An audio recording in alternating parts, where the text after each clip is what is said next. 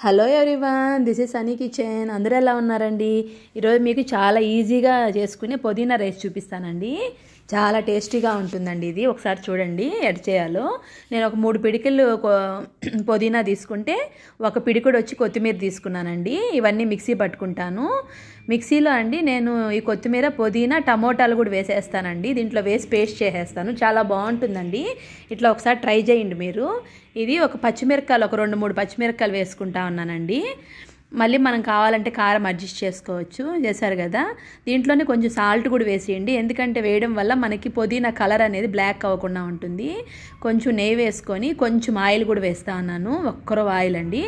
ఇవి వేసి ఇప్పుడు మనము చూపించాను కదా, చెక్క, లవంగ, బిర్యానీ ఆకు, జాపత్రి, అనాస పువ్వు ఇవన్నీ వేసి బాగా ఫ్రై చేసుకోండి. ఇవన్నీ బాగా ఫ్రై అయిన తర్వాత ఆనియన్స్ కూడా వేసేసి ఫ్రై చేసేయండి.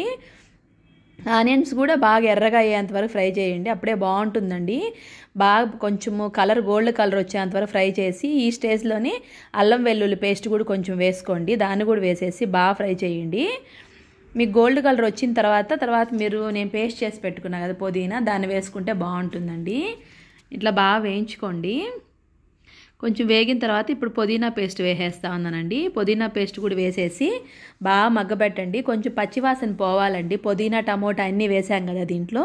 పచ్చివాసన పోతే మనకి టేస్ట్ బాగుంటుందండి మనకి తినేటప్పుడు. ఇట్లా బాగా మగ్గనివ్వండి.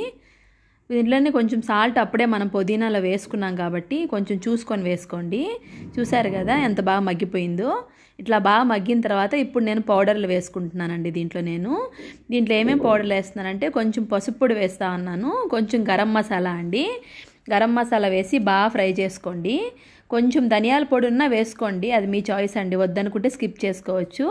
దీంట్లోనే కారం కూడా వేసుకుంటున్నాను. పచ్చిమిరపకాయలు వేసాం కదా, కారం చూసుకొని వేసుకోండి కరెక్ట్గా సరిపోయేటట్టు. తర్వాత ఇప్పుడు బియ్యం కూడా వేసేసి కొంచెం బాగా ఫ్రై చేయండి బియ్యాన్ని కూడా. అప్పుడే మీకు పొడి పొడిగా వస్తుందండి. నార్మల్ రైస్ అయితే 1కి 2 తీసుకోండి. ఇవి నేను చిట్టుముత్యాల రైస్ కాబట్టి 1కి 1.5 వేస్తూ ఉన్నానండి. 1కి 1.5 వేస్తే మీకు పొడి పొడిగా వస్తుందండి. చల్లారిన తర్వాత మీకు బాగా పొడి పొడిగా ఉంటుంది. చూసారు కదా. ఇప్పుడు నీళ్ళు వేసుకొని కొలత నేను ఉప్పు అవన్నీ అడ్జస్ట్ చేసుకొని మూత పెట్టేస్తున్నానండి. ఒక 3 విజిల్స్ కానీ 4 విజిల్స్ ఇచ్చినా సరిపోతుందండి. 3 విజిల్స్ ఇస్తే కరెక్ట్గా సరిపోతుంది. అంతే అండి. మనం కర్డ్ చట్నీ ఉంటుంది కదా, దాన్ని కాంబినేషన్గా పెట్టుకున్నారంటే చాలా బాగుంటుందండి. లేదంటే నేను ఇంతకుముందు మక్కానా కర్రీ చూపించాను కదా, అదైతే సూపర్గా ఉంటుందండి. దీన్ని కాంబినేషన్గా ఒకసారి ట్రై చేయండి.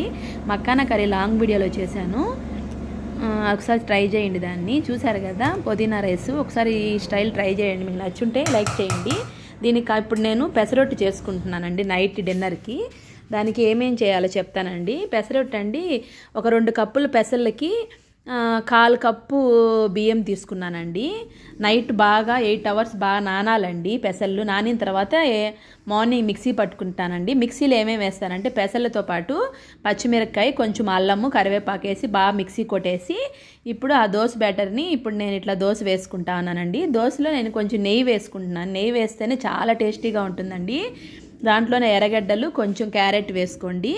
చూడండి ఎంత క్రిస్పీగా ఉంటుందంటే అంత బాగుంటుందండి. మీకు నెయ్యి వేసుకున్నారంటే బాగా ఎర్రగా కాలుతుందండి.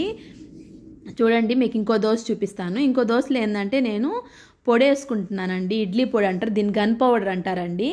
ఇది చాలా బాగుంటుందండి. ఇడ్లీ మంచూరియా ఎలా చేస్తామండి, అది ఈసారి చూపిస్తాను మీకు నేను ఎట్లా చేయాలో. దానికి ఈ పౌడర్ వాడతారండి. ఇడ్లీ పొడి అంటారు దీన్ని. ఈ పొడి కూడా వేసుకొని కొంచెం కాల్చుకునేది. అంతే అండి. మీకు నచ్చుంటే లైక్ చేయండి, షేర్ చేసుకోండి, సబ్స్క్రైబ్ చేసుకోండి. ఓకే అండి, బాయ్ అండి.